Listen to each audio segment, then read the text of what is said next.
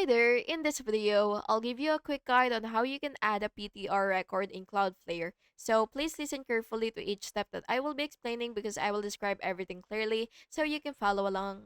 And this will help your emails pass reverse DNS checks, which improves email deliverability. So first, you will log into your Cloudflare and then you will go to your domain section and select for the domain that you want, and then next, you will just have to go to DNS and then you will just have to add record.